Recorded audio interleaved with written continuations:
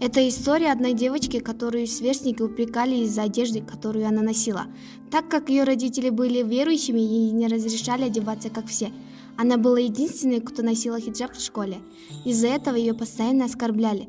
«Это что за одежда? Дорогая, платок носят только келинки».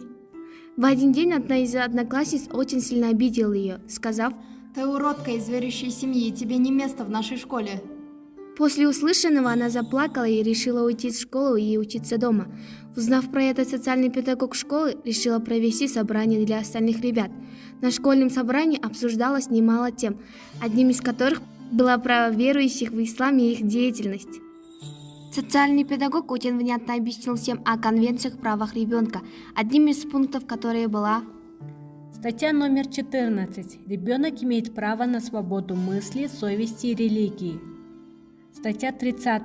Ребенок имеет право пользоваться своей культурой. На следующий день соцпедагог посетил девочку дома. Они вместе с родителями поговорили, после чего она решила вернуться в школу.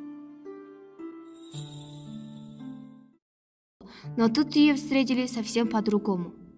Привет, как дела?